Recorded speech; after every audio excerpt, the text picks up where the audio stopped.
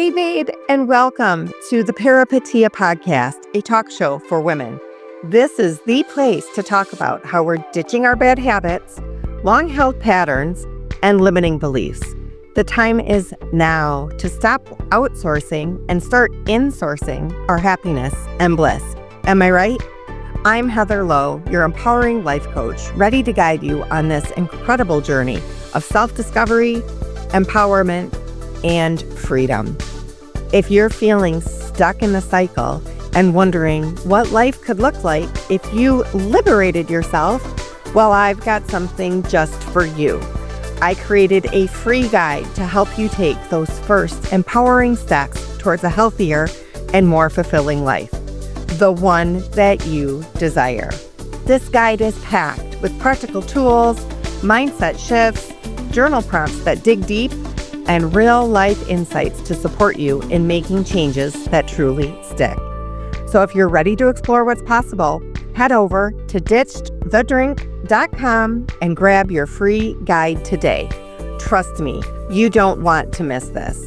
And if you want a group of babes to journey with, I've got you there too. We're staying connected through the Ditch the Drink Insider app with private forums, weekly group calls, master classes, live workshops, book clubs, in real life events, and more. And the best part is you can join for free with a 7-day trial. I'd love to continue the conversation on the inside. Now, let's dive into today's episode and get inspired to create the life you deserve, like so many other babes are doing right now. Here we go. Welcome, Catherine Newman, to the Peripeteia podcast. I'm so thrilled to have you here. As I said, just before we hit record, it's like I started a podcast so I could trick people that I really admire into having a conversation with me. And you said yes, so I'm thrilled. So I have had crushes on authors before for sure, but I don't think I've ever fallen as hard as I have for you after reading Sandwich.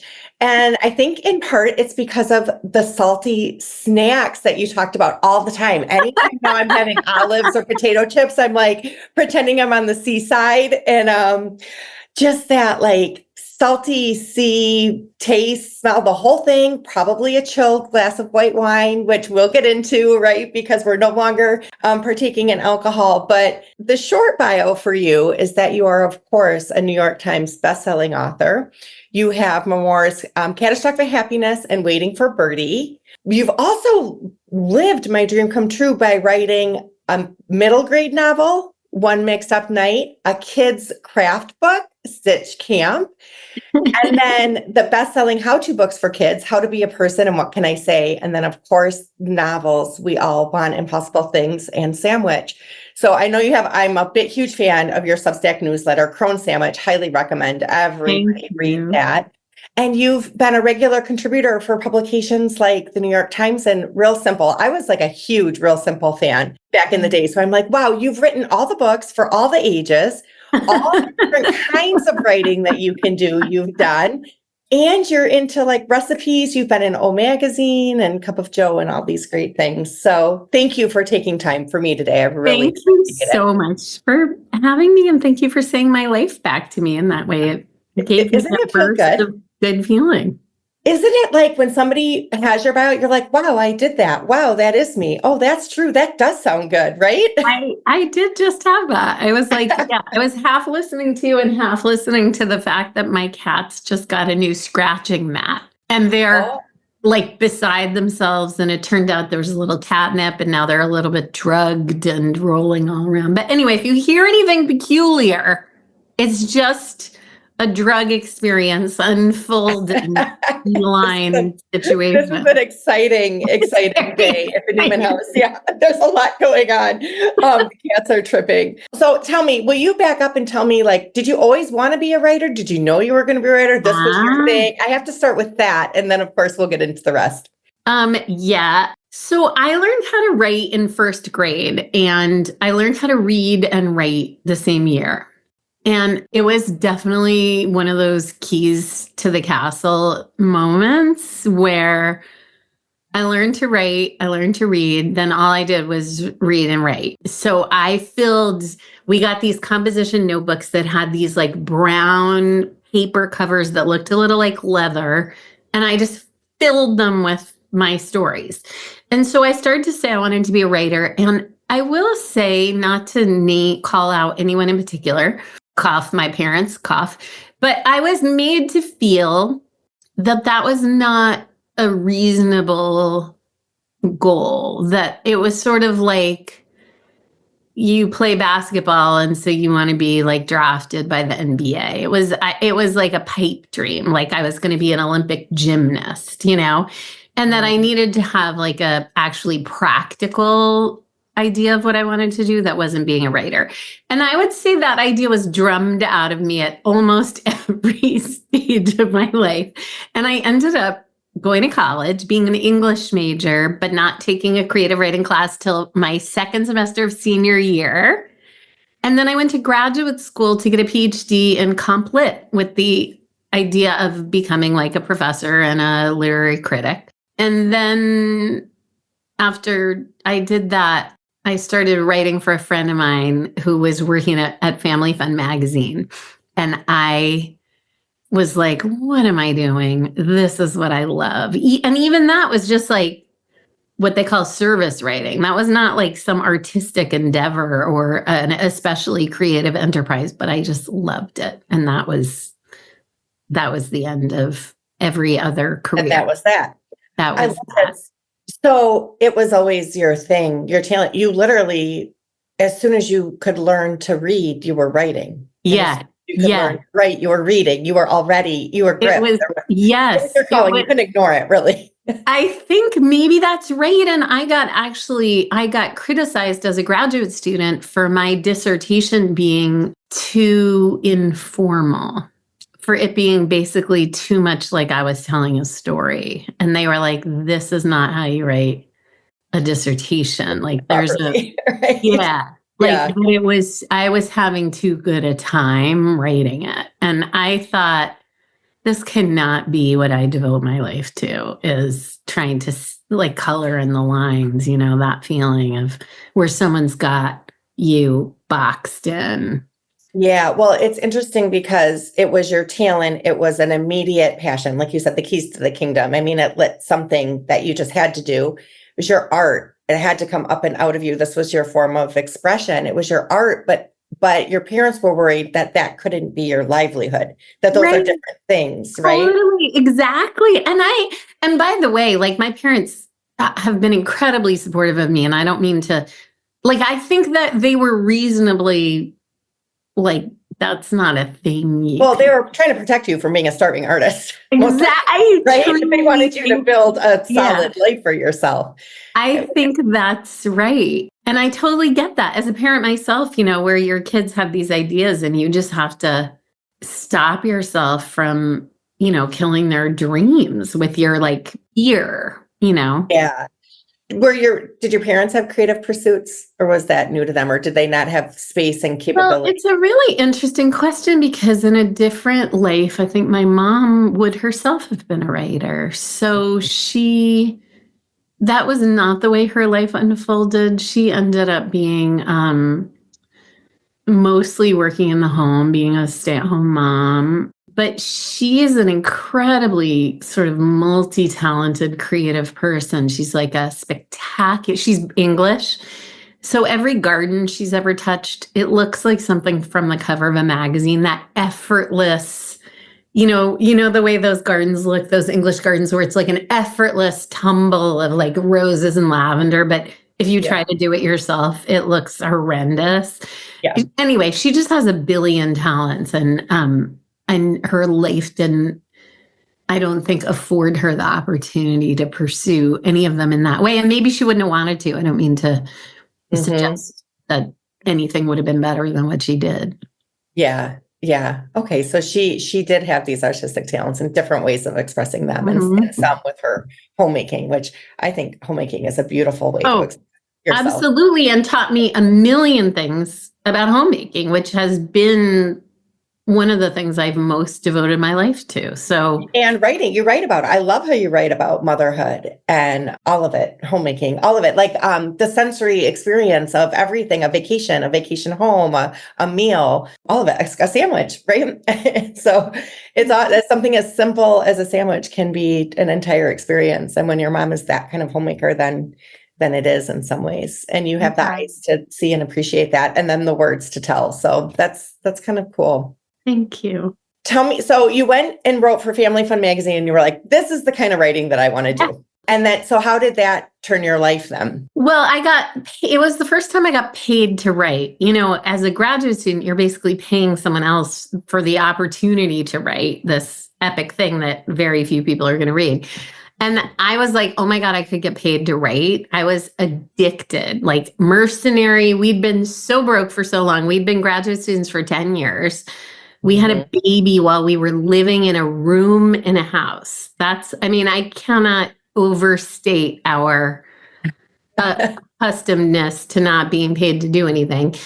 And then I just freelanced, but really, really rigorously. The thing about freelancing is nobody has to hire you, so you have to make yourself indispensable. You have to be the person someone can call at the last minute and be like, hey, can you write 1,500 words by tomorrow about, spatchcocking a chicken? And you're like, yeah, sure. I'd love to, and you're up all night, like in the kitchen. But you're also hustling. There's a big hustle. Hustle. And you're writing what people tell you to write.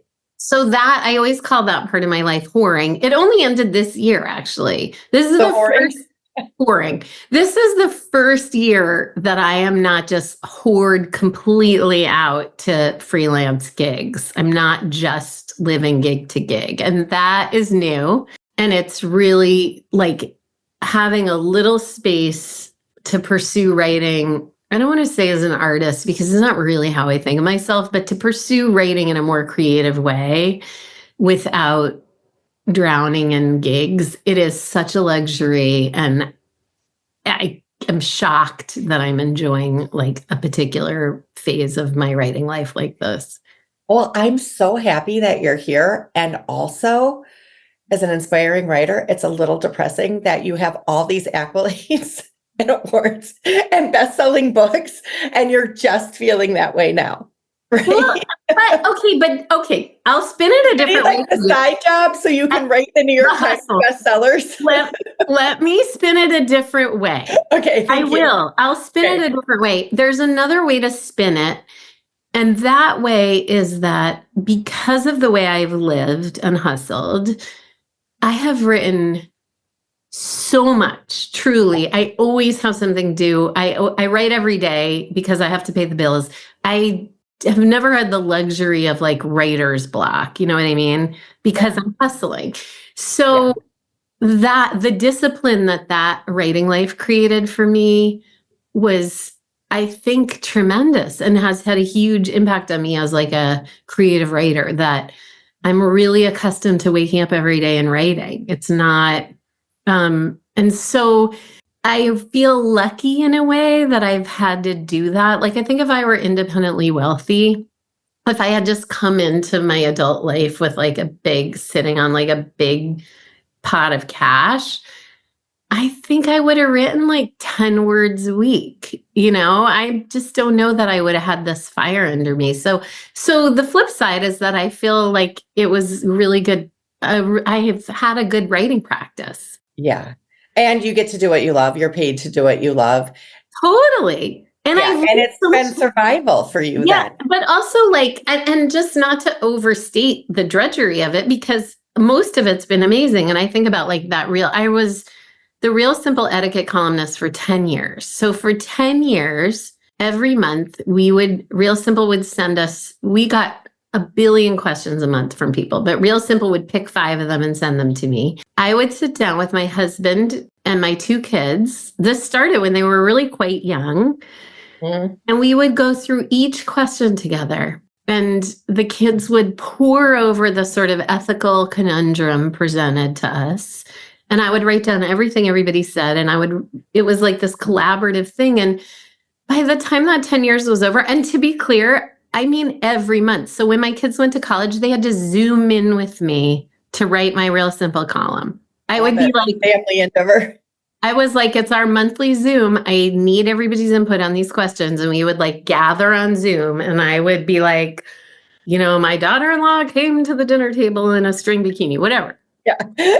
But it was such an opportunity to talk to the kids about ethical behavior. Like, we did it every month for 10 years. And you couldn't just do it with kids because they don't want to hear your thoughts. Like, we were in these conversations that were about all the important things, how you balance what you want with what other people want, how you deal with situations that make you uncomfortable, like all of this stuff. And I just think, we were so lucky that we got to do that. I love it. And it's both. What I'm hearing is it's both. It's like, do what you love and you'll never work a day in your life, right? Like, I love writing. Writing is in my bones. It's in my family. It's what I do. And also it's a hustle. It's been both. Right? Yeah, like I love what I do. It feels like a hobby. And there is a bit of like fire that has to be lit to keep it going. It's 100% both. Yes. And you don't have to, luckily, I don't have to decide which thing it is because I turned 50 and learned that you had to hold like things together that don't really go together. And they're just all part of the same thing. It's just both weird things. The tapestry. Yeah, it's the tapestry. Yes, thank you. I love that. Okay, so very quickly, Real Simple also had a cookbook, more than one probably, but I have one of their old cookbooks and I loved it. So, and you are such a great food writer. Can you tell me where that came in and how that's part of your tapestry? The food writing, I mean, it's really interesting. I've always been really into food writing, even before I did any of it myself. I was this super weird kid, obviously, like that goes without saying. But I used to. I wanted to sit by at lunch, by the way. But like my parents used to get the Williams-Sonoma catalog, and I would read it cover to cover like it was a book. Like and there was a picture of an avocado cut in half, filled with balsamic vinegar. This was 1985. I had never had an avocado. I had never had balsamic vinegar. I tore it out of the catalog and pinned it to my bulletin board. Because I was like, whatever that is, I want in. Your new heartthrob. Right? I was like, whatever these two substances are, I'm in. Yeah. And so like I read The Joy of Cooking, and I read I was really into food writing. I read restaurant reviews really from a strangely early age. So I was looking for a way into food writing and Family Fun. I did some food writing for Family Fun in the Family Fun way of like how to make a Halloween snack that's like a cupcake that looks like a mummy wrapped in whatever. Did a lot of that. And then I had written something for Oprah magazine about parenting, which was really the only thing I'd written about. And my editor there, Lygia Grace, who I think of as this person who opened another door for me as a writer, she said, I'm like editing these food columns. Do you have any food you'd want to write about? And the first food column I wrote for her was about rhubarb. Because I'm English, my mom's English. And so I grew up with rhubarb as like a normal thing you would eat. And so I wrote this column for her with a recipe attached. And it set off this string of recipe writing for me. And it was a wonderful thing. I love it. I love it. Rhubarb is a sign of my dad, who's no longer here. So I just feel touched that you said that. It's such a unique thing.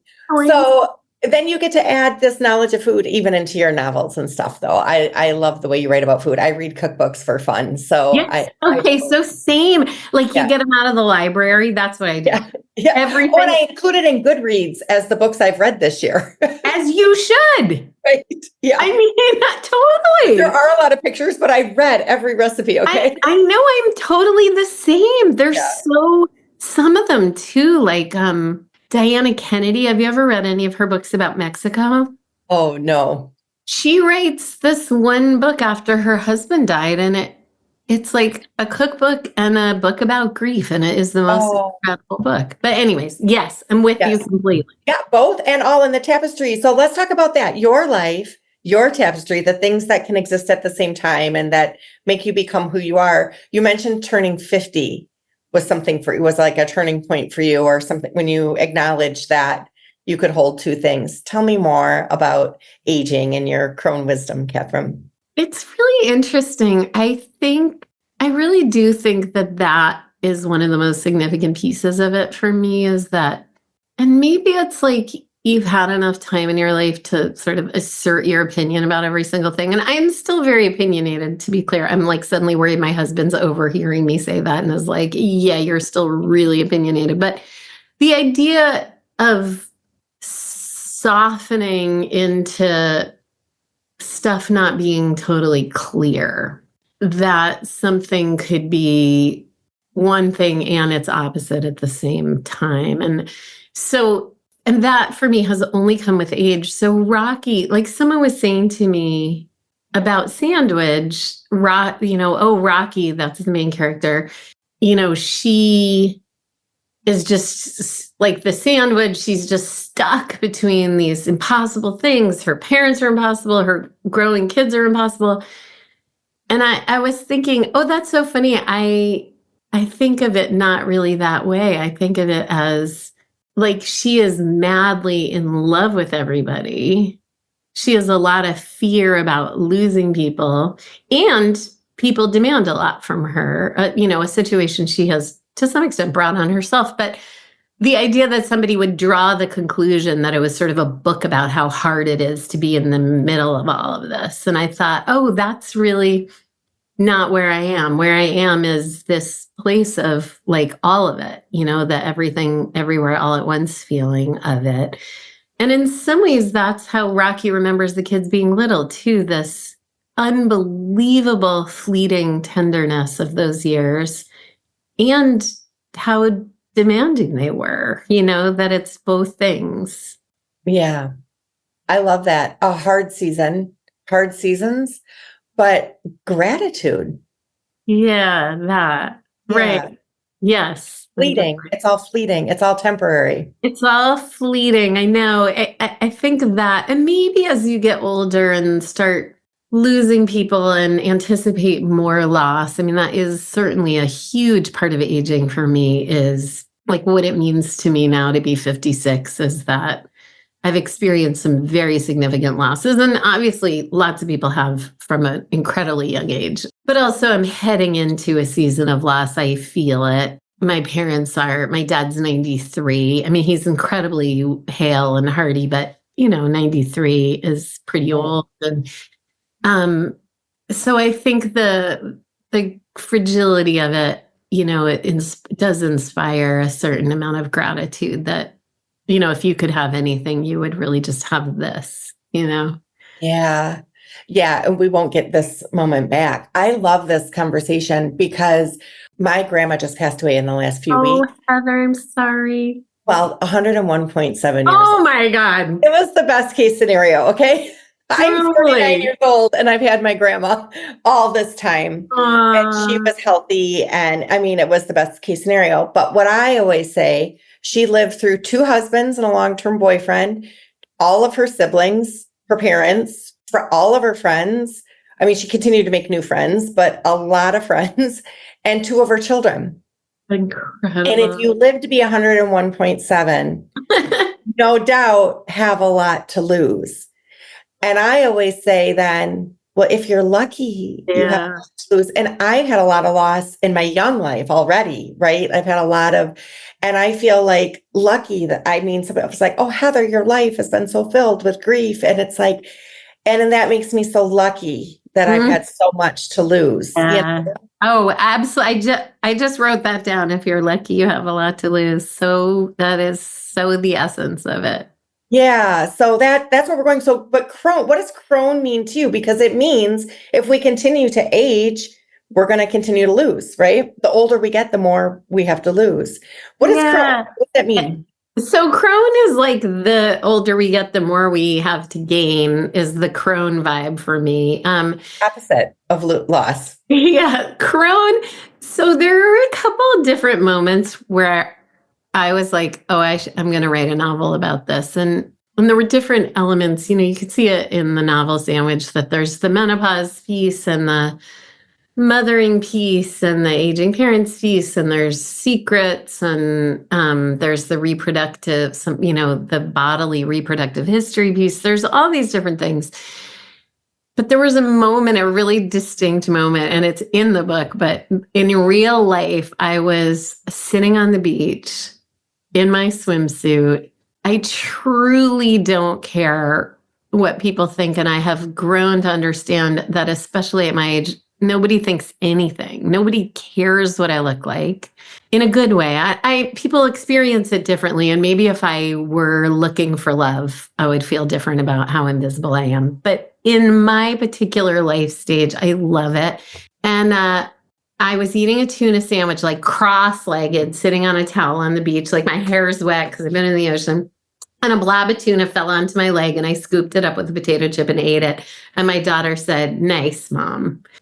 But not even mean. She was just like, "You are living your best life." And I really felt that. I was like, wow, the years I didn't go in the water because like I was nursing and I felt like my boobs were going to look terrible in my swimsuit, or whatever stupid stuff I cared about how I looked or what people might think, and I have never cared overly about that stuff. And nonetheless, I cared, it turned out, which I really experienced when I stopped caring. I was like, oh, I have been wondering if somebody's like looking at my jiggly white thighs. Like, I'm so over it. So for me, Crone has that vibe of witchy power. Yeah. Who gives a shit? I have the power of who gives a shit. Yeah. I feel really witchy. And here's a tiny example of this.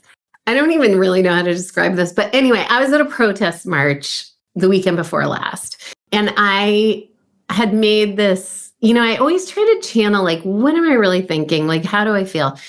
I made a protest sign that said, sorry if this is crude, you can always edit this out. But I made a protest sign that said, suck a Tesla full of dicks, you fascist, like, oligarch losers, or whatever. I can't quite remember. And then there was a picture of a Tesla, and I had cut out all these like little penises out of construction paper and glued them all on. I had a really good time making this. I loved cutting stuff out with scissors.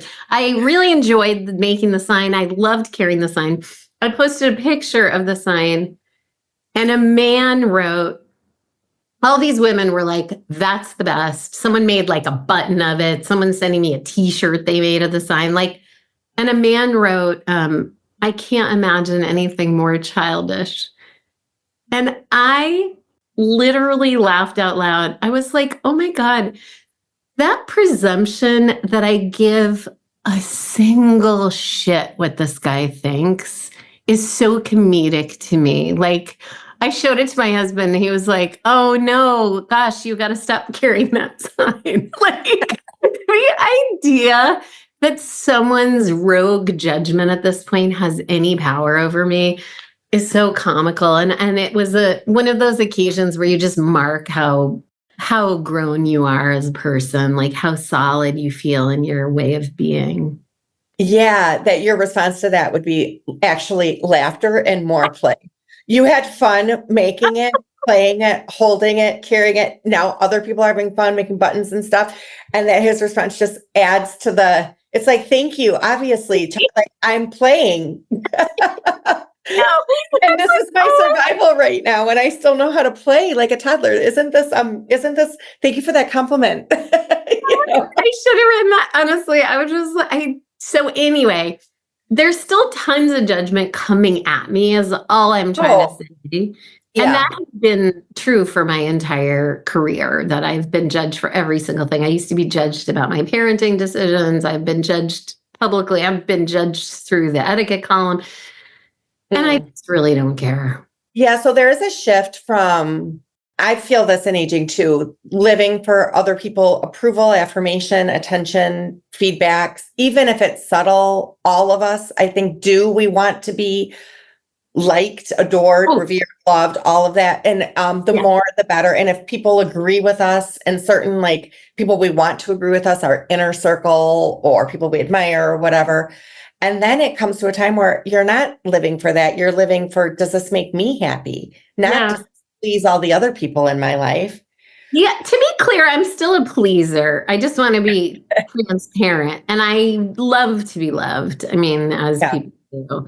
So it's not even that I've given up that. It's more like I know who I care about, maybe, or or even like who my people are. Like, I'm not going to waste a moment's concern about like a blustery A guy. stranger that's not in the arena with you.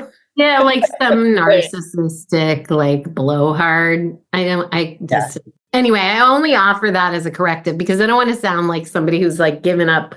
Like, I still, it matters to me to be like liked and Yeah. thought well of, but only by people I care about. Do you feel you know yourself better now though Oh than my in your, God. Yeah. yeah, so you know who you are. So that's a Yeah. little bit Yeah. different than when you were still trying to figure it out, It's maybe. so true where you don't feel as much as like I'm not just a sailboat blown this way and that by the winds of like opinion. I definitely feel like I have a pretty clear true north about what matters and what I think is right. And that feels good. And the flip side of that is I'm also very quick to consider the fact that I might be wrong about stuff. And that's new to age too. I Mm. think that's another benefit maybe of confidence is that I don't always have to proceed in my like correctness. I can stop it and say, wow, I might be wrong about this, or tell me more like about what you're thinking. I may fight about it first. I'm especially in my marriage. Like I'll be And so like, you're only saying that because your husband's in the other room editing actually, this. I think he's like Just kidding. outside replacing some weird piece of molding on the house. But like I can still be really like bullheaded about stuff, but I'm not like terrified of being wrong. Mm. I find some relief actually, and especially when my kids will point out something or be like, oh, I don't know, I don't think that, and they'll explain their point of view, and I'm like, wow, that might be like I might think that too. And then it's such a relief to get a break from yourself in that way. Wow, I love that. I want to know more about that. I feel like for me with age, like I thought there always had to be agreement in everything, and I had to be right about everything, and everybody had to agree. And now I feel like I can go, okay, you can think that way, and I can think this way, and they can be different, and we can both be right, and it doesn't matter. And I don't need buy-in or Right. agreement from everybody. It doesn't have to change the way I think, and I don't need you to think the way I think either. See, We can all do that, you that's know? amazing. But do you come up against the limits of that when it's something that's really important and someone has an opinion that like offends you? Well, like just obviously in a marriage, I always want to be the right one. I want Yeah. everyone to see it my way. I want my husband Yeah, to see it my yeah. way. But I mean, try to stay curious instead of defensive is what I try to do, right? Be curious. But you said your kids and like parenting. I love to know about this, that you can stand corrected with your kids. So this has changed through the ages too, because when they're little, they better listen to you. And you're right. And you know everything because they're 2 and 3 and 4, right?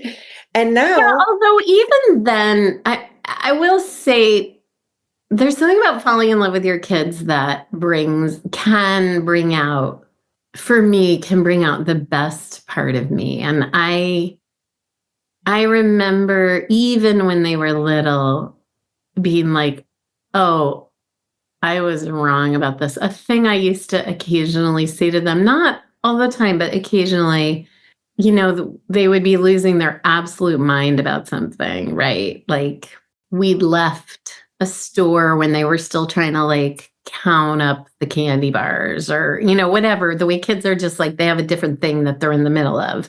And you're always just dragging them away where it's like, okay, now we're leaving the store. And I remember saying to them on occasion, like, I didn't realize how important that was to you. and taking them back to like finish the thing they were doing. No, I don't mean all the time. And I don't mean like because they were screaming and crying. I mean, because they were dependent on me.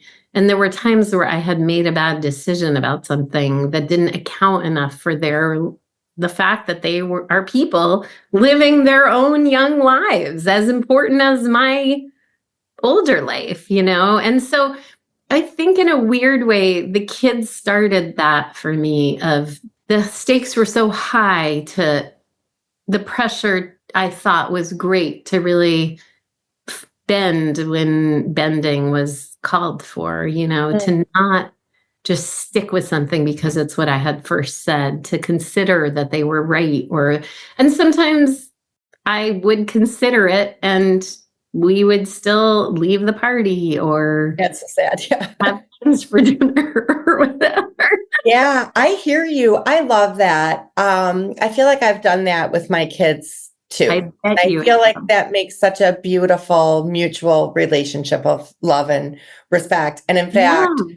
I feel like it's been great that I don't necessarily, not that I haven't yelled at my kids, but I could say things softly. And because I respected them, right? There was this mutual understanding. And even for discipline and teaching, it could be in a softer way and in a mutual respective way versus an authoritarian way. And isn't that amazing? Like Yeah. when you say that, I just think like that's a worldview. For sure. Well, the thing that brought me most to it, which I want to chat with you about too, is sobriety. So my marching orders in early sobriety was changed behavior is the best apology. And so I had so much shame and regret from over drinking and having my kids witness that on more than one occasion. That the shame of that was enough to make me want to keep drinking, right? Like there's no way out of that. I just wanted to pour alcohol on that feeling. And I just kept saying, like, changed behavior is the best apology. I'm just not going to drink today. I'll figure the rest out. I'm just going to keep not drinking and I will figure the rest out. And I will figure out the relationship with my kids. And someday they'll believe me that I'm not drinking. I'm now over 7 years alcohol free. They're my biggest cheerleaders, all this great stuff, right? And I continue to say to them, like, I'm sorry, right? In fact, on my 5-year anniversary, I had this milestones sometimes bring meltdowns for me. Had a complete meltdown. And I was like a pretty high functioning drinker too. I don't have a rock bottom story or any of that, but just like completely started sobbing to me. If there's anything you want me to talk about, you can talk to me. I am open. I can handle it. If there's anything that I did or anything you have to say, my whole family is like, we're okay. It's okay. We get it. It's fine. It's over. And you're changed. It's okay. And I'm like, but I'm here if there's anything you need or anything you have left to say, or, they're like, Mom, it's all fine. But I had this thing. Beautiful though. Yeah. So I want, for them to have a place to share and to let them know this was never their fault and it was never about them. And I don't like the mommy wank drink because of the kids, right? It wasn't the kids that made me drink or anything like that. So sobriety has been the ultimate, like, oh, I've made a mistake. I've done wrong. And it was me surviving. I also have a lot of compassion for myself, but in a, like, I don't have to be right and perfect all the time. And as a perfectionist, because that's a form of protection, right? Like sobriety is the ultimate, like, I've got to make a change. What I'm doing isn't working. I can know better. I can do better. I can learn. And you've had a sober journey now, which maybe came unexpectedly. I'd love to hear about that. Yeah. That is such an amazing story, by the way. Just so I'm really inspired by the way you talk about sobriety. I am, I'll back up and tell my story too. But I was thinking when you were saying that, just of like, what a gift to give yourself, this life of being so much more deliberate about your relationships, like not just, I don't know, being kind of drunkenly bumbling through them, which is now it's so weird. I'm a year and a handful of days. Just love that. Yes. I love it. It keeps getting better.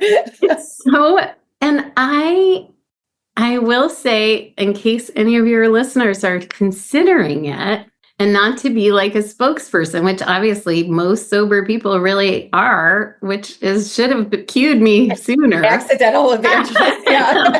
Where it's like, you don't hear a lot of regret about sobriety. Like sobriety is, and I love it so much now, but there's, was not always the case that I Oh, loved no. that sometimes I'll be somewhere and I can't believe people are drinking. I think it's so like I feel a little like sorry. Same. Same. I go, oh, that's too bad. You have to have that. And then act like that. You have to numb out or dumb down. Even though 8 months little ago, I was just jealous and I was like, they're so lucky. Like what I wouldn't give, to have a drink. So Right. I was a big drinker. I have been a big drinker for a lot of my life. I historically loved to drink. I drank a lot. I could hold a lot of liquor. Whoever was drinking the very most at any party, I would pace myself to that person. I drank alone. Super high functioning. I did not drink during the day ever. Whatever. I never drank before 5. I never missed a day of work. Like I was sober during the day, but I look back at my drinking, and then I had to quit drinking because of a health thing that I won't really go into in this space, but I was advised to stop drinking because of a really bizarre autoimmune illness. And because of I don't want to die, there is nothing like fear to motivate me to be like my best self. So I was terrified that I was being handed this kind of death sentence. And I had already cut drinking way back. I was drinking much, much less already because I hadn't been feeling well. And then I just stopped drinking altogether. And I can't even tell you, when I say that no one could believe it, this is just to indicate how much of a drinker I was. I was the last person in my friend group anyone would have imagined would ever stop drinking. My parents, who enjoy a couple of drinks every night, could not believe I had stopped drinking. Like my kids, but tons of support. Like my husband his mother was an alcoholic. And he's always been very supportive of my drinking, and then was incredibly supportive of me not drinking. He has had 3 drinks in the last year himself. My kids have been incredibly loving and supportive. And the truth is, it's its own reward. I wake up and feel great, and I can work at night. I don't love to, but if I need to, I can. I mean, I used to organize all my evenings around drinking. Someone would be like, oh, hey, can you pick me up at 8:30? And I'd be like, doubtful. Totally. By 8:30, I'm going to have had. I tell my clients, there's a whole world that happens after dark out there. Some people go to Target. It's at 8 p.m. What? I'm like, you can, it's possible. It's at 8 p.m. I've had 3 beers. I'm not going to drive to Target. Right. And so that's the least of it, obviously, is my evenings being freed up.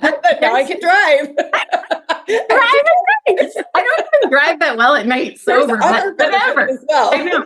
That is one. Exactly. It's just, there's so many parts of it. And I ground through the first 7 months with non-alcoholic mocktails. I had every non-alcoholic beer ever made. I had my fridge full of canned non-alcoholic stuff, and I really took it seriously. I spent money on it, non-alcoholic drinks. And now, honestly, I just don't even care. I'd love to have one. If someone wants to make me a Shirley Temple or a mocktail or whatever, I'm so into it, and I love it. And I love the thoughtfulness around it. But I just really don't even care. I can just have water. I can't even believe that a year in, I just feel so transformed. It doesn't dominate my thinking of where am I going to be when I can have a drink? Who am I going to be with? Which restaurant are we going to? And what do they have for IPA on draft? The amount of mental space that opens up, it's amazing. Yeah, that's the thing. It's not even about the alcohol. It's about the thinking about drinking, and you're no longer thinking about it. And like you said, the feeling good starts to fuel itself. It feels good to feel good. I And the know. further it goes in the rearview mirror, the better you feel and the more you want to feel good, right? It's incredible. And I don't wake up in the middle of the night like gasping with shame, which Yeah, I will say, when I look back at all those years, I mean, I would say maybe once a week, I would wake in the night and be like, ah, shit, what did I say? You yeah, know, that feeling of like, oof, either something embarrassing or something hostile or right. Who's that. mad at me? I would wake up, who's mad at me? What Yeah, have I what done? did I Is do? What did I my say? husband mad at me today? I got to test it. Did my That, kids mad at did I me? say that? Poke Yeah. at it. Yeah, and I do feel, I will say this is one downside for me, is that what I have learned is that I'm an introvert and I was kind of self-medicating some of my introvertedness. Yeah. And that was really hard because I used to have, when I was drinking, I had a life of the party personality. Yeah. I was very funny. I was very outgoing socially. And it turns out that was not like who I really am, is kind of shy, kind of like Yeah. more listening than talky. Not with you apparently, but as a rule. Anyway, so that's been hard for me. Like I've had to deal with, like, there'll be events I'm invited to and I think I don't think I can handle that sober. So I'm not going to go. Yeah, I hear you so much. So I think I'm more of an extrovert anyways. In fact, people would be like, well, you don't have to drink because you're already that funny person, right? Like you would be that you're that way with or without drinking. And so, but the best thing is either way, you let yourself be yourself. And So that's the real. difference. Yeah, is like, so I let myself be myself. And guess what? I mean, I love puzzling and Scrabble and reading and being at home with my dog too. So I don't know, you don't go into those situations and be the life of the party. You just don't go to those situations because Uh, if you have to pour alcohol on it to tolerate it, like your body's your anxiety about that, let's say social anxiety, let's say that's your body's warning light to say, this isn't a safe place for you. This isn't a comfortable place for you. And instead of going, shut up, body, drink your Chardonnay or get your IPA or whatever, it's like you yeah. listen to yourself. That's so true. I mean, I think that's really true. Like, and allow yourself to say no, which is also Yeah. just a thing I'm growing into, Yeah. saying, wow, that sounds amazing, and I'm gonna skip it. Yeah. Yeah. So you're just letting yourself be yourself, and your relationship with yourself improves too, because you're not, like I always say, it's really hard to have a good day when you just wake up and beat yourself in the face first thing.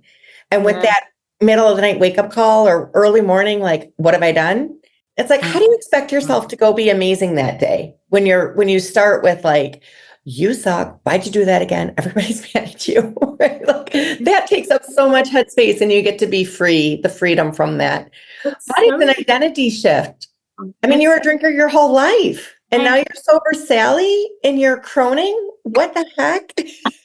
what the heck? How does that fit in your family, in your social circles? Like your immediate family has been supportive, but it's different, right? You're not going to be the one to pull out the, Honestly, I think my friends are kind of bummed. They've been yeah, so amazing. And we definitely spend more time like running or going for hikes. Like, I think I'm not the person everyone wants to spend their evening with, which is so real. Because I also think there's a way sobriety holds up a mirror and it's really uncomfortable. And yeah. I'm so with that. My friend who I most loved to drink with, she was sober for like a big chunk of 1 year. And I was like secretly devastated by it. I was like, what is that? No, we're drinkers. This is what Yeah. we do. I'm okay. You're okay. If we're Yeah, both yeah, and yeah. we're drinking Yes, the same, then totally. we're both okay. We're Yeah. both okay. Totally Right. that. So I mostly find incredible support. Like I went to this, I got invited to a writer's residency and I'd never been to a writer's residency. And I always had sort of mixed FOMO about it, but I wasn't sure. And then I thought, oh, I got invited and now I'm sober and this is going to be too hard. And I went, and there were 9 of us writers in this house. And the most amazing experience was like falling in love for 10 days. Like, I was so happy to be there. And 4 out of the 9 of us were non-drinkers. I think all 4 of us with stories about not drinking, not just casually never started drinking. Like, we were non-drinkers, people who were practicing sobriety. And I just felt like, oh, we're everywhere. I don't really need to worry anymore. Like, anywhere you go, there's people who don't drink, and you can always find those people if you need to. It's funny. This is literally the most I've talked about it, like talking to you now about it. And it's funny to hear myself be so like preachy about it, almost. Not in the judgmental sense, but in the like, knock, knock, knock, I'm here to share the good news. What have I become? Yes. I'm back from the other side to tell you. But it's just a huge surprise. I wouldn't have seen it coming. I would have thought that I would always be someone who was sort of like abashed and apologetic about not drinking, that I would just be sort of like, I know it's so boring, whatever. And I just feel so like, I just want everyone to get on the boat with me, like we're just gonna float higher and higher. It's so tremendous. That is so beautiful. Thank you for sharing that with me.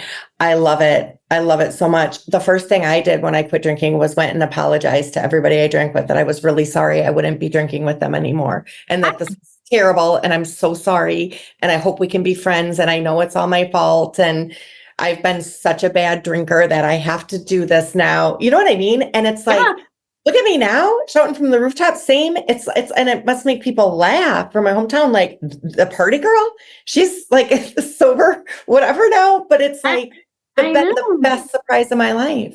The best surprise of my life. And to be clear, I mean, I don't know if I clarified this when I was telling the story, but I did not think I was stopping because I drank too much. Yeah. I stopped because I had a medical situation that was unfolding. And I was like, bummer, like me of all people, like I have such a good relationship to alcohol. That's not completely true. I did not actually think I had a great relationship to alcohol, but I certainly really now in hindsight, I'm like, woo, could have really stood to give that up a little sooner, Yeah, like when you know kind of situation.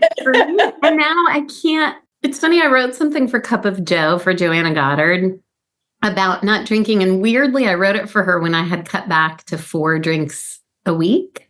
Mm-hmm. There was a long stretch where I was drinking 4 drinks a week, which was dramatically less than I had been drinking by some unspeakable number of drinks.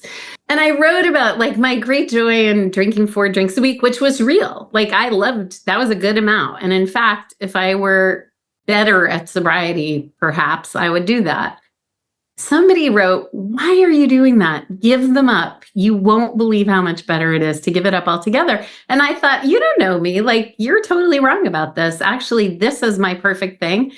And now that I'm drinking none, I'm like, oh, I see what they meant. Where instead of wheeling and dealing all the time of like, okay, I have 4 drinks, it's Monday. I'm seeing this person on Thursday, Saturday, I'm going to want to have 2. Like the amount of chatter, alcohol chatter, it's gone. Just gone. Yeah. That's how I always say, I know I had a problem with alcohol because of how good I feel sober. Like, it's not because the drinking looked problematic in any sort of way. It's because this feels so freaking good to me. This is free. This is aligned. This is me to me. Like, I've got it now. Alcohol was in the way of everything, mostly my confidence. You know? I just completely hear you. And like alcohol, even in small amounts, this is the thing that's not always advertised, is it brings you down. It's still bringing you down, even in those moderate amounts. So we have this idea of like problem drinker, big drinker, normal drinker.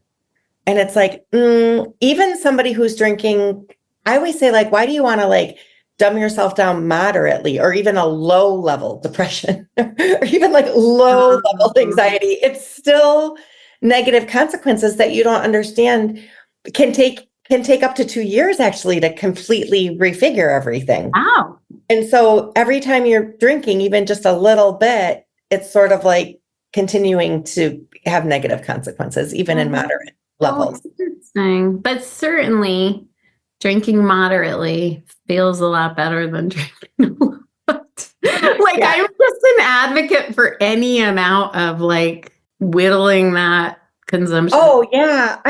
Drinking less led to me drinking none. And that was your story too. And So I I'm always a used fan of an that. app for it, and I wouldn't have been able to, I think I wouldn't have been able to do it without the app. Even now, I log in my drink-free days on the app because it gives me this body of accomplishment behind me. And I can feel how much I wouldn't want to interrupt it, by having like a drink, even if I've never had another drink. I'm too fixated on this. Like, and if I did have a drink, let's say I fell and had a drink, I could just go back to not drinking. It truly would be fine. But there's the app is like this accountability for me, and it's been incredibly helpful. Yeah, accountability and gold stars and a dopamine hit, right? All of it. A streak and your competitive streak. Exactly. Yes. Completely. And community. I use two different apps, and one of them, the app I Am Sober. I don't know if you've looked at that app, but that app tells you what your next kind of milestone is and tells you how many other people share it on the app. And boy, does it remind you that you're in community, It'll be like it'll be 400 days and 15 days and 7,000 other people will celebrate that milestone. And I think, wow, I am just in it with people, Let's go team. Yeah. But I love that. Like, it just makes me feel like I have this invisible community of people who are just in it. We're just in it together. Well, and even those people that you met at your writing residency or retreat or whatever, it's like you immediately link arms and there's immediate depth to your relationship knowing you've been through that. Yeah. Like there's certainly a story. Like, whether or not you hear the story, there's a story. And there is something about that feels really connective. And I think also that, I don't know, I think confronting my own, in hindsight, confronting my own like addiction and fallibility just has made me more compassionate, or, I just see it more like, boy, are we struggling as people. It's really hard. It's just incredibly hard. But you stood up to face your relationship with alcohol. And in that you're learning how to face everything, right? Yeah. That's already the hardest thing, is to completely change your identity, your social life, like this habit that you've always had and always done. When you can change that, there's nothing you can't do. So I feel like everything I learned in sobriety taught me how to live my life. Now I know how to do all the things. I love that. See, I partly feel like I learned how to be sober from doing cold swimming, which is my other thing I do really obsessively. And polar plunging told me how to wade right into something that hurt. Yeah. Like yoga, get comfortable with the discomfort, right? Exactly that. And how to compartmentalize, and just where I'm just like, I'm going to walk right into the water until I'm up to my neck, and I'm not going to stop, and I'm not going to groan about it. And I'm just going to walk right in. And I was already doing that when I quit drinking, and I approached quitting drinking with the same, like, I'm just not going to think about it a lot. That's so good. The cure for the pain is the pain. That is so good. Yeah. I'm writing that one down. I know. I'll send you notes on every brilliant thing. Thank you. I do see you taking notes. I appreciate it. Please trademark, whatever. I know. Oh my gosh. Thank you. We are right at our time, Catherine. I want to talk to you for obviously 4 more hours and then a weekend and then even more. What's lighting you up right now? Let's end up with that, with creatively or personally or spiritually. What is lighting you up right in this moment? I'll tell you what's lighting me up right now is the fact that it is spring. And I have this feeling, I remember this during the pandemic, actually, where I am in a moment in our like history and political moment where I feel really panicky and a lot of despair and anxiety about what's happening in the country and in the world. And when I go outside and like the lilacs getting ready to bud and the daffodils are up, I have this relief about the parts that we don't control, this feeling that spring is just unfolding. The trees are doing their thing, and I love it. I just really love it. I love that. Thank you so much. I just wrote an article about daffodils and sobriety, but pushing up through the muck. Wow. And that's what we're doing. We're pushing up through the muck right now. Okay, where can we find that article? Oh, and After Magazine. I'll share it with you, of course. Yes.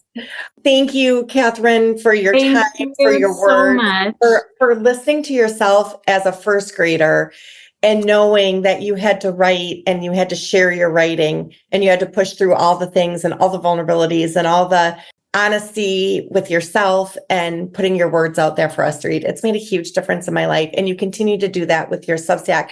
Thank you for being honest about sobriety as not a real sober evangelist or sober coach or anything, as somebody who just, like I said, accidentally okay, fine. I have to quit drinking, said doctor. Like that would be helpful for my health status, but maybe a little begrudgingly, why? Because I don't really have a problem with alcohol. I actually really like it. And for you to be singing the praises of sobriety is really cool. We need people like that. So keep doing that. Thank you. Well, thank you, Heather. It was such a joy to talk to you. I appreciate the kind of sparkle and intelligence you bring to conversation. That was really a pleasure. And I'm going to find a way to meet you in person. So look out for that. Stalking soon. I'll let you know. I'll let you know when I'm in a city near you. Okay. Thank you for everything. Thank you. And that's a wrap for today's episode of the Peripeteia podcast, a talk show for women. Don't forget to download my free ebook, The 12 Truths to Change Your Life. Do it for the plot. We'll see you in the next episode. Lots of love.